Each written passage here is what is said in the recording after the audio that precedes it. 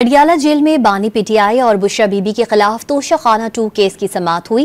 इस्तगासा की गवाह section officer Toshakhana cabinet division Binyamin के बयान पर वकला सफाई ने जराह मुकम्मल कर ली। मजीद जानते हैं डॉन न्यूज के नुमाइंदे ताहिर नसीर से। जी ताहिर, समाअत का मजीद अहवाल बताइएगा।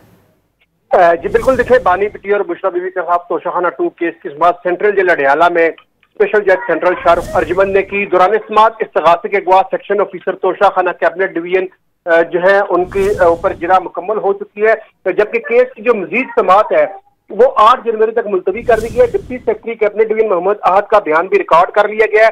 आइंदा समाअत पर मोहम्मद आहद के बयान पर वकला जरा मुकम्मल करेंगे। इस्तगासा आइंदा समाअत पर मजीद 4 गवाहान बयान रिकॉर्ड कराने के लिए अदालत पेश करेगा। समाअत के दौरान बानी पीटीआई को अडियाला जेल में कायम खुसूसी अदालत में पेश किया गया, जबकि बुशरा बीबी भी सेंट्रल जेल अडियाला में पेश हुई थी। जी अपडेट कर रहे थे ताहिर नसीर, बहुत शुक्रिया आपका।